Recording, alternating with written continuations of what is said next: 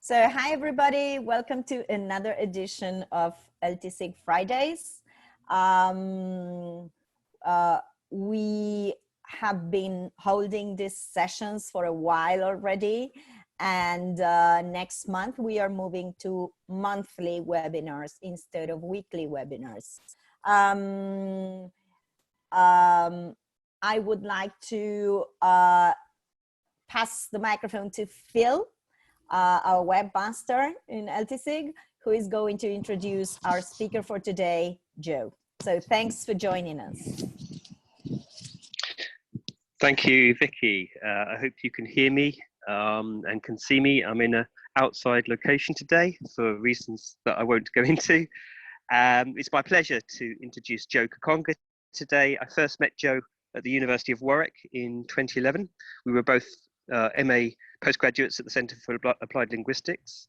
I remember her excitement on the day that she got her feedback and her top marks for her dissertation, which ended up getting an award and was highly recommended by the British Council for its potential impact on ELT.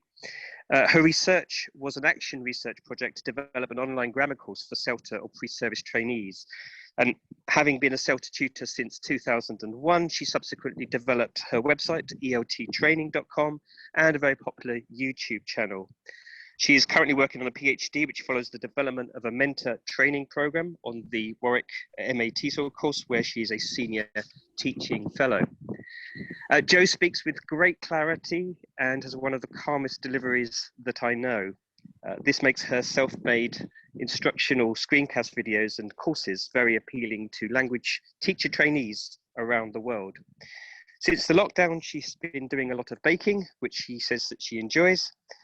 And today she'll be taking a look at communicative grammar teaching for the online environment. So without further ado, I will hand you over to Jo. Well, thank you. Thank you, Phil. That's a really nice introduction. Yeah, it seems, I think that the calm delivery, I've had a couple of people who've said to me in the past that if they couldn't sleep, they watched my videos. So I'm not sure whether I took it as a compliment, but I'm not sure if it is or not. Anyway, so I was asked today to talk, about teaching grammar online, and not specifically to kind of look at tools per se, but to actually think about the pedagogy. So that's what we're going to be doing today. And it's great to see so many people from so many places, and a few faces that I know. So just I thought to start, it would be nice. Oh, except it would be nice. There we go. To have a look at that. I'd really like to know, just from the audience here, do you know me personally?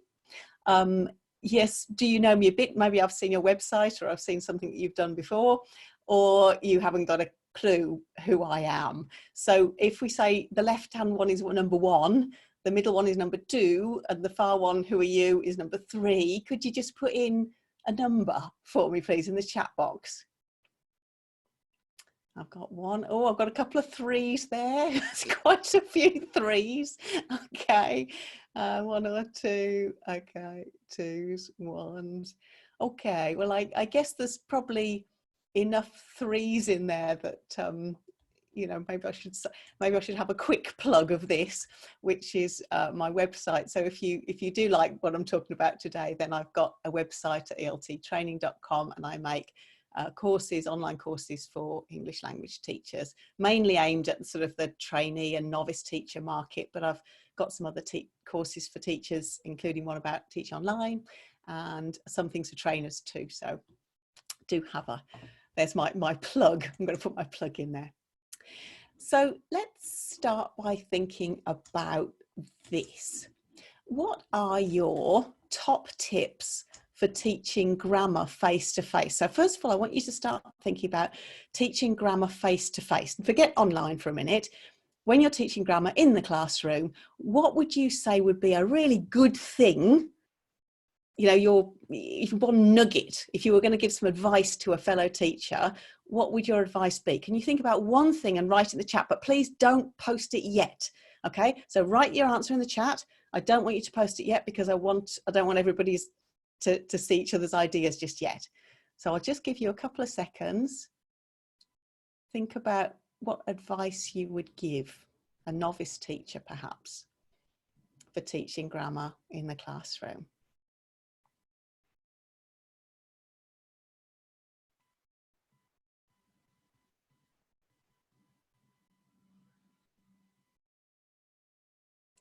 I should have a bit of music on or something at the moment, shouldn't I, to give you some inspiration.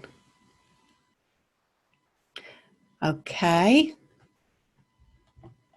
Hopefully you've had a chance to write something. So please, can you post it in the chat now? Oops, sorry. Post in the chat, we'll have a look.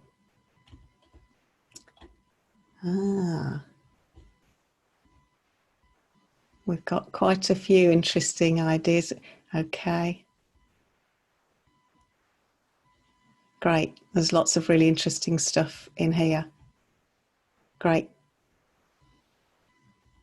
Wow, lots of stuff. Well, frankly, you can probably just all turn your webcams off and go home, because you've pretty much got what I'm going to say. So, but I think sometimes talking about these things and reiterating them is useful and interesting. So I hope it is. I want you to think about this question then, is teaching grammar different online to teaching? I've got to teaching grammar different to teaching grammar face-to-face. Should be teaching grammar online different to teaching face-to-face. And my feeling is really that no, it's not really. It's pretty much the same thing. There are one or two affordances of teaching online and one or few disadvantages. But essentially the way and the pedagogy of teaching is not that different, I don't think.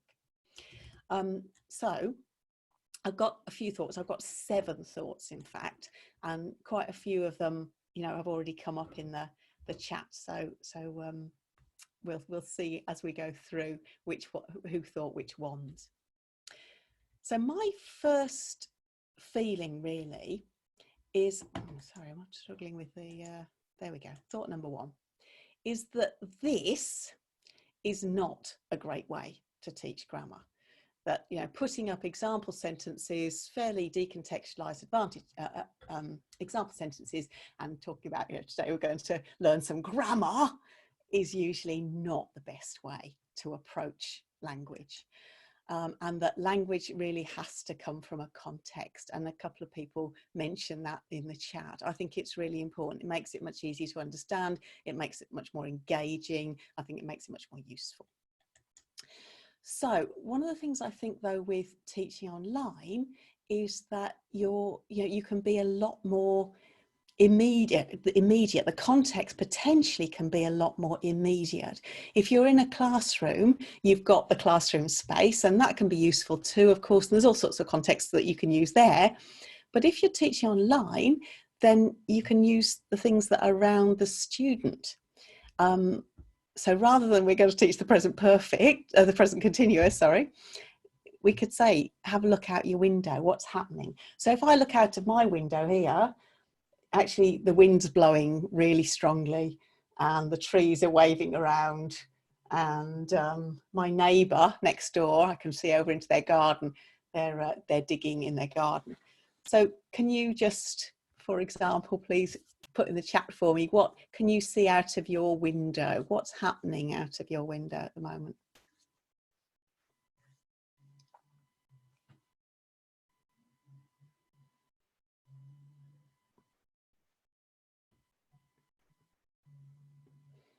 Oh, got a dog strolling. Somebody else is windy, sun shining. Oh, that's nice. It's not really shining here.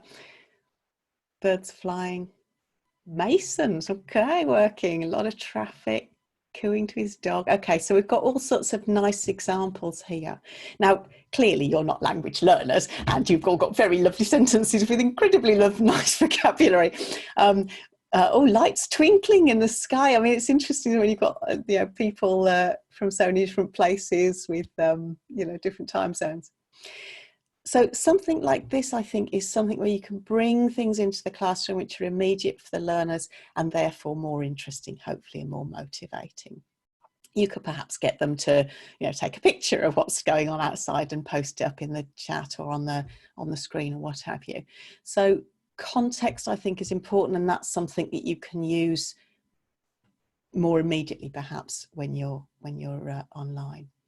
The other thing, of course, is the context of your home, you know, looking at the vocabulary around your own kitchen or your own living room, or things that are interesting to you, perhaps. So that's my first thought.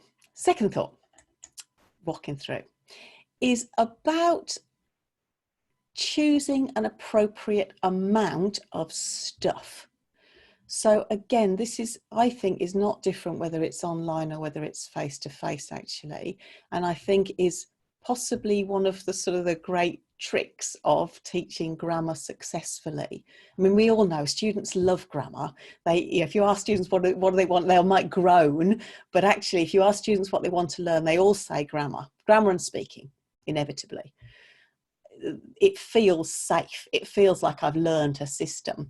But if you try and, you know, take them on too long a journey, you're going to have problems. So I think for me, one of the sort of the big important things about teaching grammar full stop, actually, in any context, is making sure you've got the right amount of stuff. So you know that they're here on the left, and you know that, hi Omar, that they're going to go to the bit on the right, and that's the appropriate amount of stuff. So if you start too low down here and you don't assume the knowledge they already have, they're going to be bored and they're not going to be very interested, and it's not going to be useful for them. If you start up here, nice PowerPoint work, morph is the transition, morph is the secret here.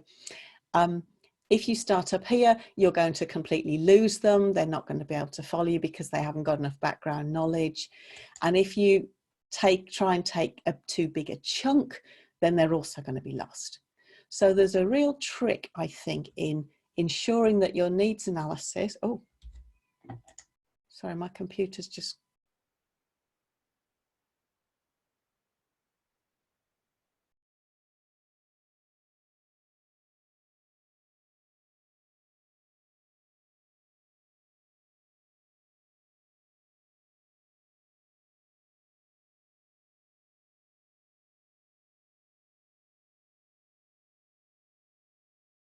Hi everyone, I think we lost, yes, the recording has been. let's go, I missed that one. And I think that can be, you know, it can be quite tricky actually to get the right amount of knowledge they're going, but that's really important, I think. So tip number 3, move along. I think that this is another real problem, that as a teacher, it's very easy, particularly with grammar, to just stand at the front and talk. Now, can I ask you, well, let me just try and get the chat again. Sorry, I seem to have lost the chat. Oops.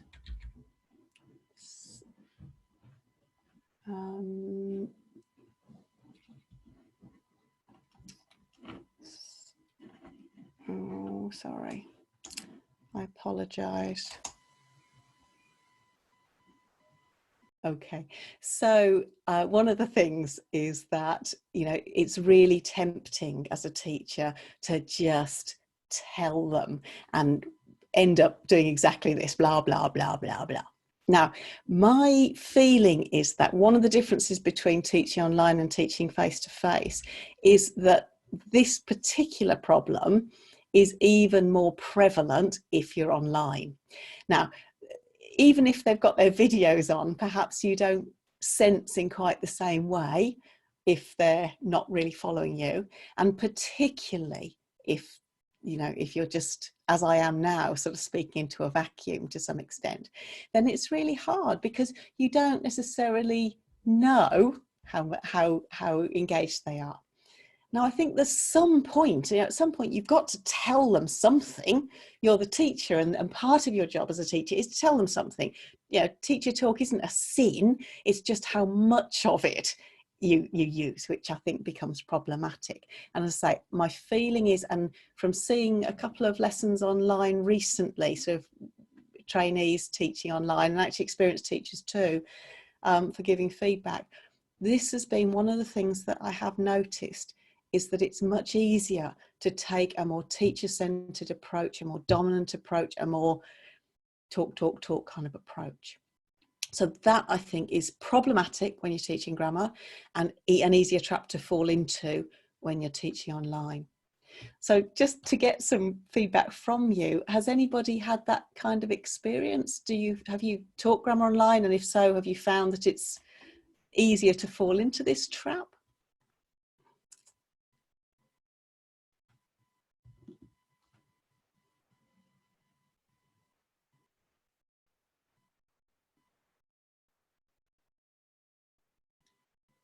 So Maria thinks it is.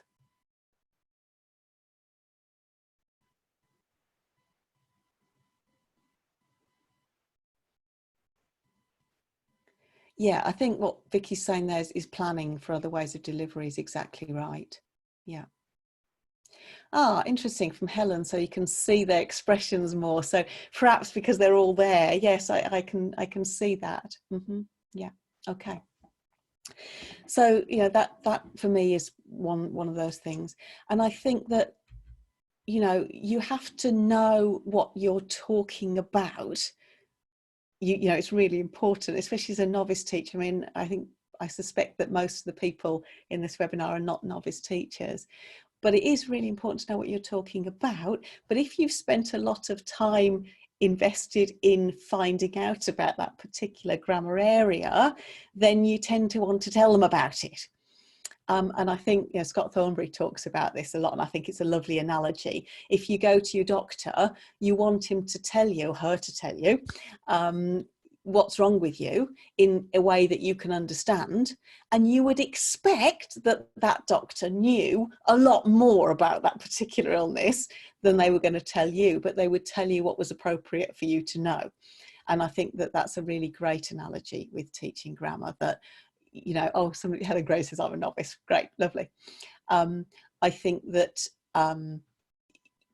what's important is that you have a good solid knowledge and understanding of what you're teaching, so that if they ask you questions, you can answer them, and you can correct their language without just saying, well, it's this, but actually saying, well, because this is the way it works.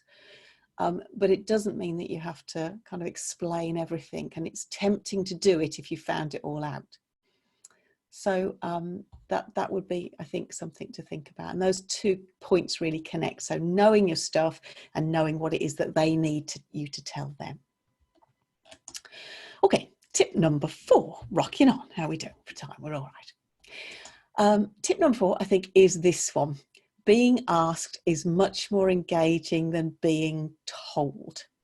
I think there are a couple of reasons for this. One is that just generally, obviously, being involved, having to say something means that you're likely to be more cognitively processing something. If I just talk at you, it's quite easy for you to fall asleep. Whereas if I'm actually asking you a question, if I'm involving you, you've got to be involved in the process, and that's cognitively a good thing. But the other thing is, as a teacher, if I'm just talking at you, and of course it relates to the point up before, if I'm just talking at you, then make it interactive. Absolutely. Yeah. So if I'm as a teacher, I'm just talking at you, I don't actually know if you've understood or not. So it being interactive is a sort of a double benefit, in that I know, so we've got some children can be shy and not willing to participate, and I think that that's true. And Faye talks about guided discovery at higher levels. Guided discoveries can be really useful, even at lower levels too, but you have to be a bit careful with that one. But definitely it's about making sure that they have got something to do. It's interactive and they're being asked, and you're not just telling them stuff. So elicit as much as you can from them. Now, again, this to me seems to be one of those times at which online has an affordance that being in face-to-face classrooms doesn't, or perhaps it can do also. It says make shy students more shy? Well, I think that's certainly possible, but I think one of the benefits that you've got with online stuff is that it doesn't always have to be the first come, first served. So in a classroom, what tends to happen is you ask a question, you throw it out to the class, and who answers it? The most confident student, one of the more able students. You've probably got one or two who always answer those questions, me. And, and they're not bad students, they're great students to have in your class, but you have to involve everybody, or as many people as you can. Reluctant kids, shy kids, this is exactly what we're talking about. And so I think online, potentially, there's an affordance there of this, and that's that you can get them all more involved, perhaps. So things like short responses, use of the thumbs up, chat box, wait and then post. Those are some ideas. So for example, if I, as I asked you before, do you know me? All I'm asking for is a number 1, 2 or 3. It's very quick for you to put that into the box, and everybody can pretty much be involved. Oh, okay, that's nice what Helen says about teaching adults and it feeling maybe more secure or something. Use of thumbs up, not do you all understand, because obviously you've got no idea of knowing if they do or not, but you could have particular things about if you're feeling a bit insecure, put up a particular emoji or whatever. And I think with the chat box, that whole wait and post, so write your message now please, but don't post it yet. Give them a few minutes, as I did earlier with that other activity. All right, everybody post. And then everybody has a chance to post. I think if you just do post in the chat box, what of course can happen is that your faster typists or your more confident, more able students, again, are going to be the ones who come up first. And then once a few answers have come up, people maybe think, oh, well, the answer's there, I won't be bothered. And of course, nominate people as you would in a class too. But as I say, I think online, potentially there's an affordance there of getting everyone involved. So Santiago asks, how do you make the shy student respond to a question? I guess the answer is to ask them directly. You will get to know who your more able and more confident learners are, and the ones who tend not to answer a question. I usually try and make sure that I differentiate my questions so that, I would ask easier questions to the students who I knew are more likely to struggle, so they've got some element of success, and save my more difficult questions for my more able learners, and without obviously trying to make it too obvious. The wait and post, yeah, okay. Reviewing vocabulary through games, definitely. Okay, reviewing anything, I think, through games, yeah. Okay, moving along, my next tip. So this is the other one, and it's, again, all of these are related. You can see grey areas through all of these things. I think that giving learners a bit of time to think is always a good thing. And this is potentially true, well, it's definitely true, in a classroom as well as online. But again, one of the differences perhaps is that in a classroom, even in a classroom, it can feel uncomfortable to wait. Online, I think it can feel really uncomfortable to wait. Yes, Vicky says silence, and silence can be really difficult, can't it? You feel like, okay, nobody's answering me. But I think sometimes actually saying, right, okay, I'm going to give you 20 seconds just to think. Don't answer yet, just think. Or particularly with a chat box, obviously that works quite well because you've got to give people a bit of time to type and then post. Like everyone can post at the same time. But I think it is worth thinking about thinking time. Tip number 6. Let's move on again. Because I want to move on a bit swiftly because I've got a couple of an activity that I want to do with you a little bit that I think is quite interesting. So my tip 6 is that all practical skills require practice. grammar is a practical skill, language is a practical skill, of course, and so you can't do anything without practice. I might know exactly how to do so. I understand exactly how the present perfect works. I know that it's have plus the past participle, and I've got a reasonable idea that you're supposed to use it for news and current, recent events and events that are unfinished and all that sort of stuff. I know all of that. But if you ask me to have a conversation, of course, I'm not going to get it right. Of course, it's not going to go from here to here in real time very quickly.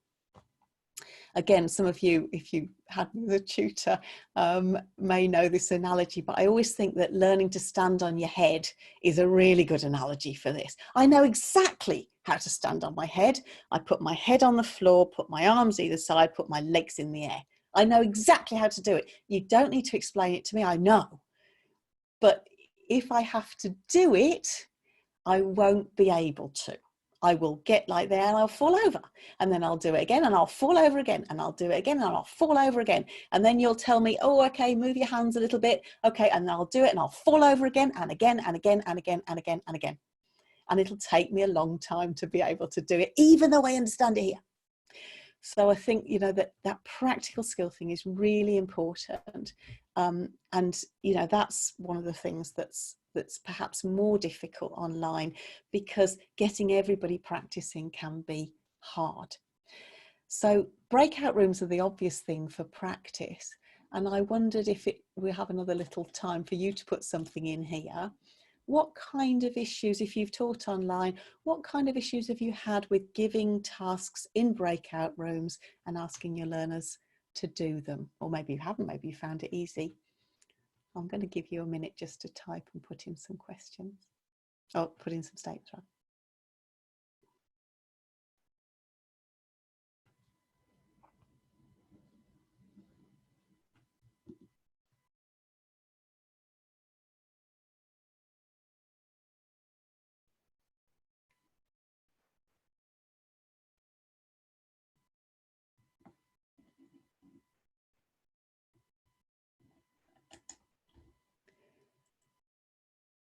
Okay, let's have a look at some of these things. So I've got from Vicky, leaving students alone depending on their age. Yes, I mean, you could argue that's true in any kind of group work, but as a teacher in a classroom, you can see everybody.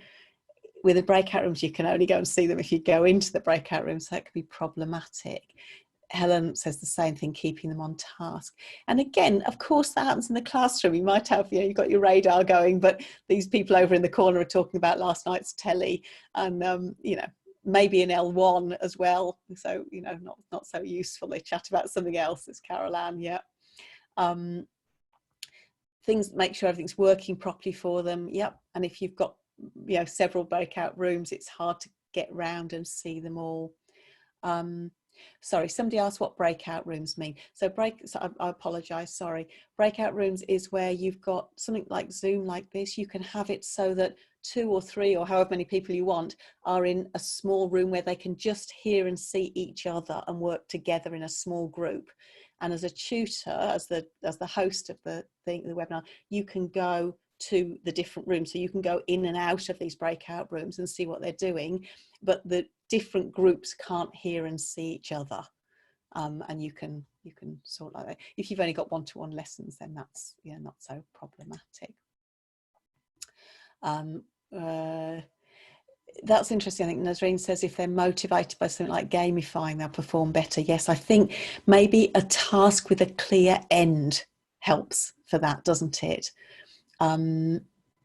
I trust them. You say, so Phil thinks she's really threatening them, and fair enough. And dropping in so they know that you're likely to be dropping in is good. Older teenagers reluctant to share answers. Yeah, so I think probably answers to all partial answers to all of these things are that idea of giving a specific task rather than just have a chat about this. Maybe have a task where you've got to together write a small dialogue or come up with some sentences or solve a small puzzle or whatever it is. So gamifying it or taskifying it, making it something with a discernible outcome perhaps helps a bit, and then that's something that they can come back and report on as well. Okay. Used in every class, yes. I mean, where you've got larger numbers of students, I think it is a way of, just as in a class, you know, you wouldn't want to be just the teacher to one student in a face-to-face class. You would want to have group work and pair work, and so that's a way of doing it online, but it can be difficult. Okay. Time limit in the room, yeah, Phil, I think that's definitely helpful. If you've got a volunteer to help them, but yeah, that can really help for sure, I guess. Maybe you could have one person in the breakout room, you know, nominate one person in the breakout room to be somebody who maybe isn't involved this time, but just listens and reports back or something like that. Different action. Okay. Crikey, we've got lots of great comments here. I won't be able to see perhaps all of them, but we might look at some of these in a bit. I'm aware of time. I want to have some time for questions at the end. A nice one at the bottom though, be careful which students you put together. Yes, absolutely. And of course you can organise the breakout rooms before the lesson so that you know who's going to be in which breakout rooms. Okay, so my last tip, which sort of comes in with this, is keeping your presentation concise. And again, this is not only for online, it's definitely for face-to-face teaching as well. And it really goes with the last point as well, keeping grand presentations concise and a lot of active practice. And then, sorry, a few more breakout room tips, great. I think the chat will be quite interesting for people to look back on. There's lots of great ideas in there. So planning for active practice, we talked about this right at the beginning, that, you know, it's all about the planning. Really, lessons are really about planning, aren't they? And making sure that you've got lots of practice so that you know what they know, that you know what they're having trouble with, and you can have time to maybe have another little presentation about the bits that are problematic for them after that activity, perhaps. So, you know, taking more of a task-based approach to the thing. Gapbonton and Seglovitz, I love this. I think it's so great. It's a long time ago. I think the paper is 1986. It's really old, but they talk about creative automatization, which I struggle to say. And I think this is a really great idea. And it's that idea that with grammar, what you need is actually with any part of language, but particularly with grammar, you need to be able to say the same kind of things again and again and again, but you want to do it in a way where it's meaningful and not boring. So if you're just drilling, I mean, drilling has a place. I'm not denying the place of drilling. I think there's lots of important reasons for drilling. But if you're just drilling, it's going to be very, very boring. But you want something where you're going to be able to use the same kind of structures in a meaningful way. And the trick, of course, is finding the right context for this. So here's one. If I look at this, there's a picture here, and you don't know where this is. I know you don't know where this is. Actually, I don't know where this is, all right? So don't pretend you do. But I would like you to write in the chat where you think it is, in, you know, whatever language that is. So where is this? Give me some ideas.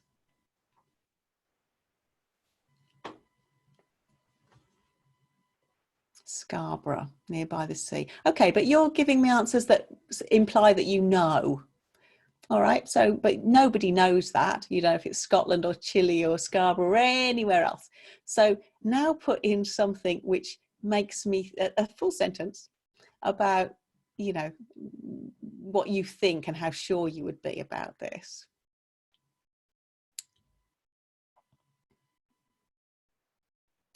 Okay, it's near the sea, it's on the coastline. All right, those are facts and it's fair enough. But how about where? Oh, place after the lockdown. Yes, Phil. Oh, yes. Oh, somebody's writing on the board. What have we got there? Oh, I'm sorry, it's hard to read that, but never mind. Okay. So we've got lots of ideas here, but what I'm actually aiming at is something more like this. It must be, it could be, it might be, can't be, it is or it isn't. So Oh, I've got somewhere in Greece from Yusuf. Yes, okay. Think it's in the UK, must be somewhere near the sea, right? So we've got some of this language coming up, could be somewhere in Greece, can be in South Africa. Okay, so we've got some of these things that are coming up, which hopefully elicits this kind of language of modals of deduction. And then you can take your fairly small, oh, hello, what happened there? Is that, it will be all right? Something happened there. Oh, you may have to start screen sharing again. Apologies. That's all right. Have I got to start screen share my screen here? Just share your screen again. Is that all right? Can you see it now? Is that okay? Yeah. Are we back? Can somebody just give me? Yes, we're back. Sorry about that. Yeah, that's all right, fine. But now hang on, I've lost the chat. Let me get the chat back. Oh, there we go. Right. Okay. Yeah, great. So we've got this kind of language. We've got some examples from there. It doesn't matter if all of your learners, got something or not. That's fine. That is part of that whole task-based approach to the thing. We've got some ways of expressing this. So then we look at the actual language. It is and it must be. What's the difference between it is Scotland and it must be Scotland? What do you think? Which one is a fact? Number one, it is, or number two, it must be. Which one's a fact? Okay. Okay, so you see just by number one. Okay, so is number two then, is it a fact or an opinion?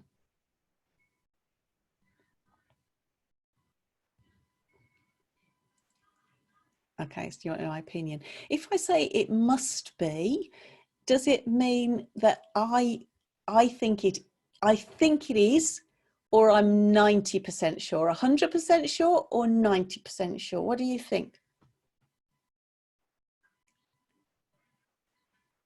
Now, that's interesting, isn't it? Because most people have said 90. And actually, I would say personally that it's kind of, it must be Scotland. I'm 100% sure, but it is my opinion. It's not a fact. So you could argue it both ways. I understand if you said 90, I understand why you have.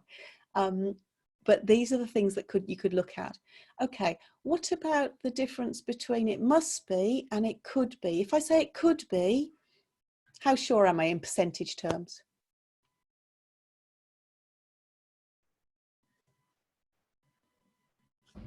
Yeah, I'd say that's about right, about 50%. And in this case, could be and might be are exactly the same. Are they always the same? Just a yes or no. Are they always the same, could and might? No, of course they're not. Of course they're not. So I could say, could you pass me the salt? Or I could climb trees when I was a child. And I couldn't use might in those two sentences. So in this function of deduction and possibility, they're the same, but they're not always. Okay, and then we have a look at it must be versus it can't be. So these are opposite. Is can't be always opposite of must? Is a can't and must always opposite? Always? No, of course they're not. So you must do your teeth before you go to bed.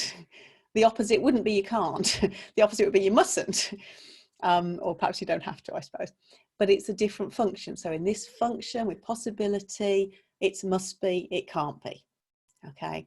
And then obviously it isn't is the same with it definitely, it's a fact. So you could look at these kind of things. Okay, right now, everybody, could you all write another sentence about where you think this place is now using one of these functions? Not it is or it isn't, but one of the it must be, could be, might be, can't be. Go.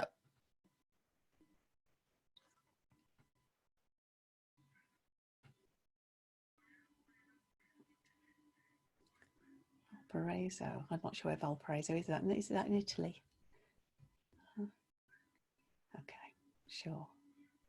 Right, okay. I didn't know these two. Okay, it might be Scarborough. Somebody else likes Scarborough. Okay, so you've got this kind of thing. If you use breakout rooms with this, perhaps you could give them a task. You could give them 4 pictures and of different places and get them to write sentences, have a discussion about what they are, right, maybe, and write a sentence for each one. So they've got some kind of end task. So I think something like this, where you give them some task, you get them to try a language, you do a little bit of presentation, sort things out, make it interactive, get them to do more work on it is useful. You could do this with lots of other things. This is another example here. Who's this? Actually, sorry, I will go back to this one. So instead of just saying, now we're going to do some grammar, we're going to look at subject plus looks like plus a noun, subject plus looks like plus a clause, subject plus looks plus adjective. These are what we're going to study today. Dull, boring, confusing, actually. What's the subject, noun, what's a clause? It doesn't make much sense. Whereas, who's this man? What do you think from what you can see? Tell me about him. With the word look in the sentence. Go on, everyone put down a sentence for me. A sentence with the word look with this man in. What does he look, what's he look like? What do you...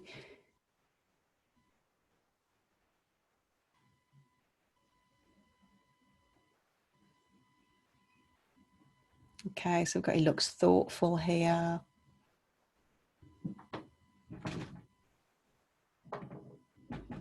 Yeah, hi, quick. Yeah, hurry up.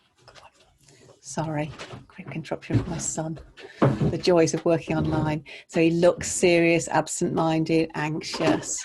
Okay, so we've got a lot of examples here of looks plus adjective.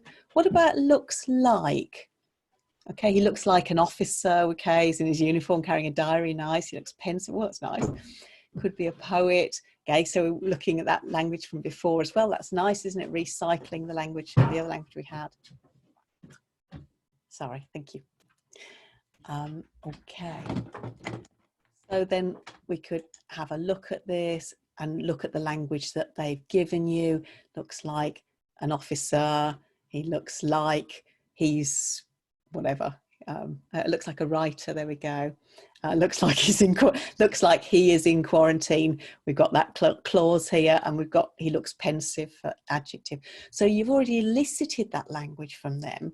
You can use that language that they've already given you to make sure they understand the form, and then get them to do some more work with it. I don't know how many of you have ever used GeoGuessr.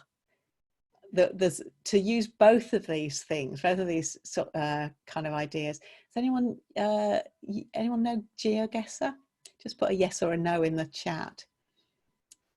Okay, some of you have, some of you haven't. If you haven't, go and look online for it. It's a fantastic little game. So it's a game where you're given somewhere in Google Maps, and you can look around and you have to guess where you are. So it's a perfect opportunity for, it looks like a desert, it looks like it's hot there, and it must be near the sea. It can't be in Europe because the language is different, whatever it is.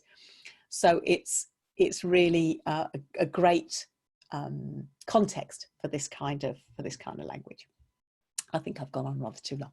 So and again, online, I think there are things like this sort of game online, which are perhaps it's easier to use this stuff. You can use it in the classroom as well, but online it's almost easier because you've got the immediacy of the screen in front of you. Everyone's got their screen in front of you. So I think it can be helpful. Okay, so that's I've come to sort of the end of what I want to say, and I think I've probably gone on far too long, so I apologise for that. We've got a bit of time, I think, maybe for some questions, if anybody's got anything, or Vicky, you've found anything that was asked before that wants.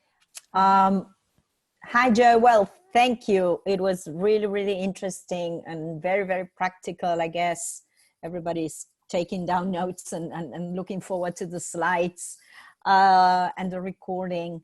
I have a couple of questions.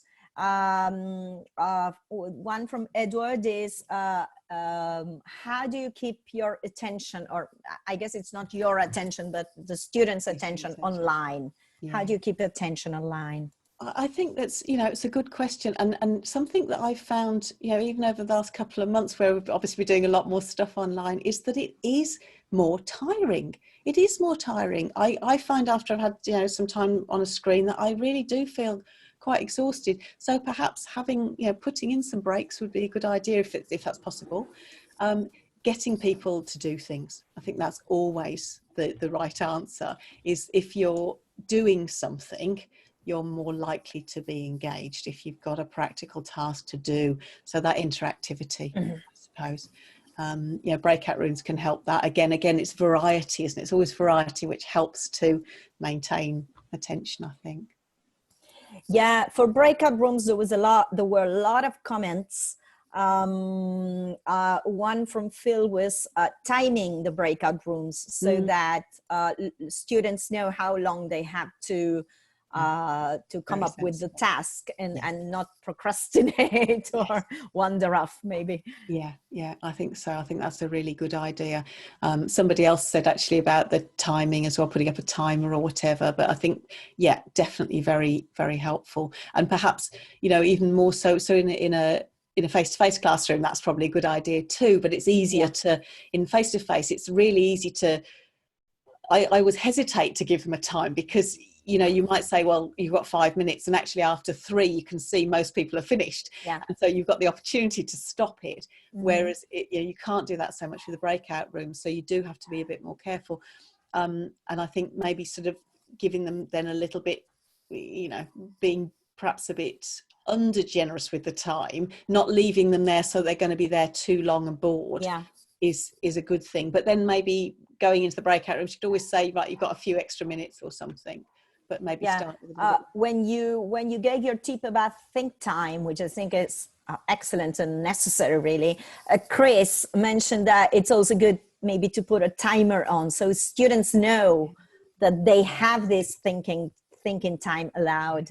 And don't panic and try to give an answer too quickly. What we're talking about, somebody said about your silence, and I think it's true that having something like a timer, even if it's just 20 seconds or 30 seconds or something, that's quite a long time actually, it gives you, it stops the sort of the panic of, they're not saying anything, that, and they know that it's going to be 30 seconds or whatever until they have to do something, or a minute or whatever, maybe longer if you're getting to do a task. I don't have any more questions written down. I don't know if they have been writing now in the last minutes.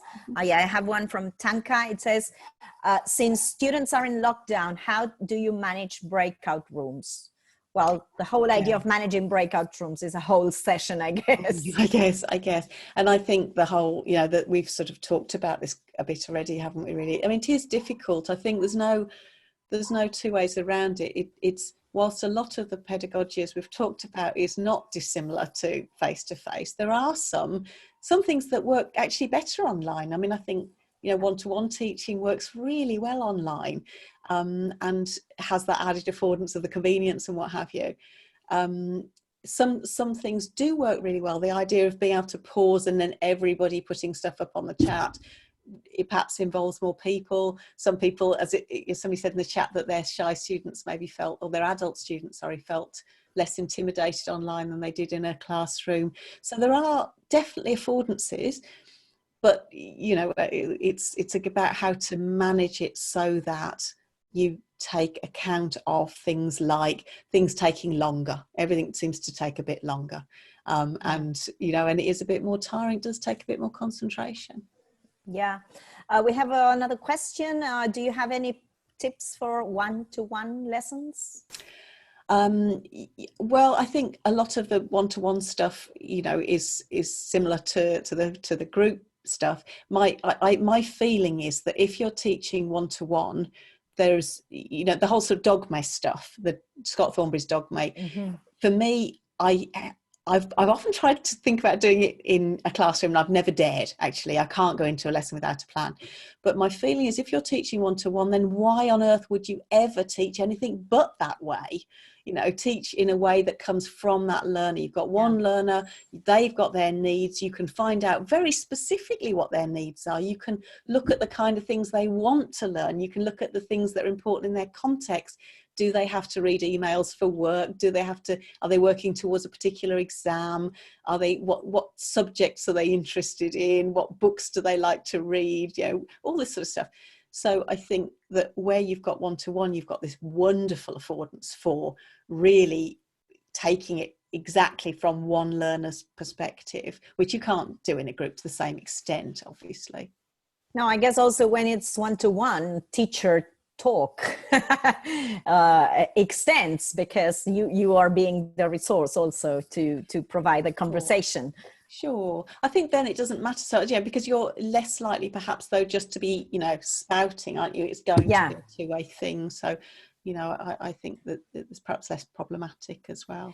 Okay, we have another question. Would you recommend inductive grammar for teens in online classes? That's a really good question. I've got a little video on my website actually about guided discovery, which sort of covers this. So if you want to know my thoughts on that, I think it's on YouTube too. It's only a few minutes long. I think that basically it can be a really great way of teaching language, but there are a few provisos. They've got to have some idea of it beforehand.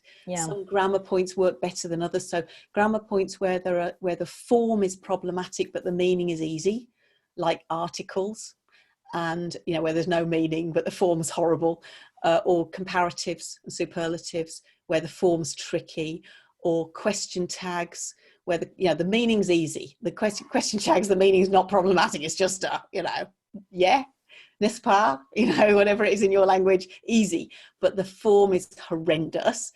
So I think that those kind of things tend to work really well with, with that kind of approach, guide discovery type of approach. Whereas something where the meaning is trickier, like the present perfect, doesn't work well with that, because it's it's much harder to get the rule from, you know, two sentences that look very similar. You know, I've had a coffee and I've been to China. They, you know, they're very different in meaning, but the form looks exactly the same. You can't intuit the rule from that. So I not easily, at least. So I think it depends on the grammar, depends on the learners. Some learners like it more than others. Yeah, definitely. Some learners like that puzzle approach to things, and some just they also need to learn how to do it. I mean, if they have always been taught in a teacher-centered way, they need to learn how to do this discovery. I mean, for sure. It takes training. We have another question, and I think this might be the last one. Do you think it matters if you don't use the formal grammar terms? So if it's called the present simple or something like that? My feeling always with this, what I always tell my trainees is, if it helps, use it. If it doesn't help, don't. So, you know, to know what that a noun is called a noun, or that a past participle is called a past participle, helps. Because if you don't know it's called a past participle, you can't, or verb 3 or whatever you want to call it. I mean, but call it something, because otherwise, how do you know whether, you know, she has loved him, is whether loved is the simple past or the past participle? You can't, you know, you've got to have some way of saying this is what it is. The third column, whatever. But, you know, the word collocation, for example, I would never teach learners that word, because why would you? Most English-speaking people don't know the word collocation. Why would you teach it to your learners? You know, just words that go together would be fine, it seems to me. So my feeling for that is always, if it's helpful, you teach it.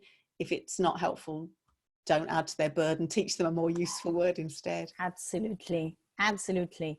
I agree. Okay, I think we have reached the end of today's session. You can all open the mics and webcams, and we are going to thank Jo for joining us today and giving this wonderful presentation. Thank you, Jo. Thank you, everyone. So many people. Thank you very much. Goodbye. Yeah, it was good. Yeah, the thinking time. Shukran, Jo. Shukran. Goodbye, everyone. Can we give Jo a round of applause, please, everyone? Thank you, Jo. But thank you for coming. Thank you, it's smashing. Yeah, the thinking time, how you can involve everybody. Attention. Thank you. Thank you for the wonderful session. Thank you, Jo. Yes, thank you. Thanks a lot. Wonderful. Thank you for coming. Bye. Bye. Eid Mubarak, everyone. Exactly. We are hearing everything. Sparking.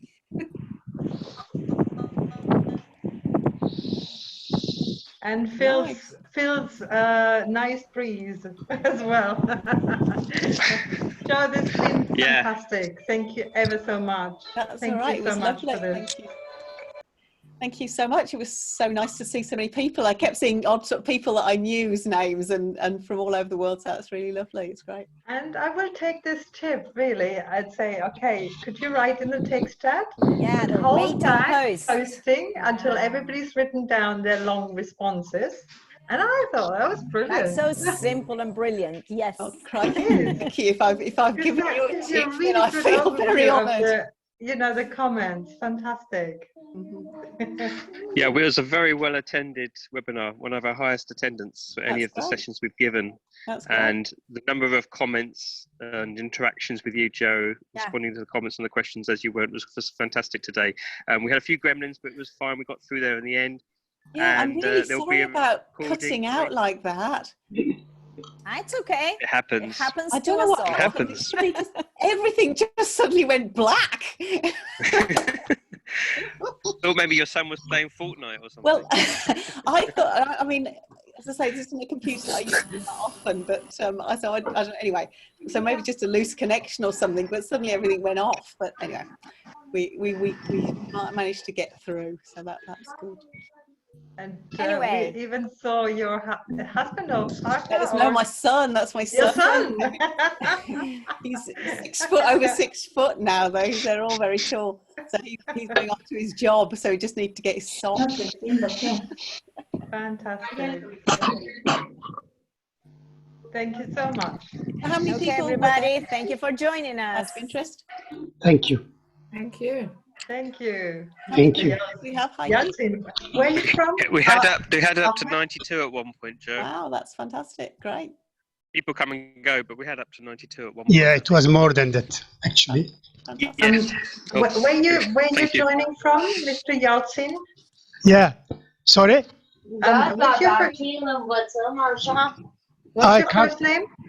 Oh, it's quite long name, so I prefer to use my surname. It's Abdurrahman. Abdurrahman. Yeah. And where are you connecting from, may I ask? From Diyarbakir, south of Turkey. Ooh. Wow. Yeah. And Yeah. do you know Jo personally? Because that was her very first question she asked.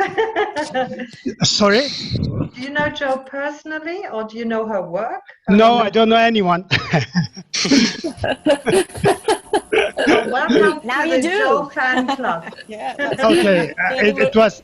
Yeah. It's great to be with you. Even I don't know where you connect from. This is really great. Thank you for anyone who contribute to organize such a nice event. Yeah, Thank as you. I said, we are Jo's fan club. It's all a bit mutual, isn't it, really? It's all a bit mutual. It's nice. Yeah. Okay. We love her to bits, you know. We follow her everywhere. Okay. Okay. Then I'll be one of you who are going to follow her wherever and whenever she goes. Fantastic. And are you a language teacher, may I ask? Yes, I'm I'm English teacher. Yeah, I work in a private school. Actually, I'm head of department head. And may I ask whether in this part of Turkey where you are, whether you're still teaching locally or do you teach online now? Well, it is Diyarbakir. It is quite big city in the southeast of Turkey, and mostly it is there's a dominant Kurdish national. So it's a private school, and I haven't tried online so far, online teaching. But I think this coronavirus taught us a lot, apart from the bad side, because we've learned how to teach online. And also another point I'd like to express. Normally, okay, most of the students, they are not happy with this online teaching, but very surprisingly, some parents phoned me and they said this is much better than to be in the school. So my kid is very happy, and he's making, or she's making a lot of progress. And Wow. yeah, and I know that it didn't surprise me, because why? Such students normally, they are very passive students. Okay, so they were, because the dominant students manipulated them. But at home, there were no such circumstances, so they did well. So this is the good part of online teaching. That is a wonderful closing sentence to our session. Jo, you are an inspiration to all of us. Thank you so much. And thank you for sharing this experience. Thank you. Really nice. Thanks very much. Thanks, everyone. Bye-bye. Thank you. Thank Bye you. for now. Thanks very much. Today was Friday, the 22nd of May. I'm closing the recording, which is for LT6 Fridays, and been joined by so many participants around the world. Thank you so much, everyone. Okay. Thank you.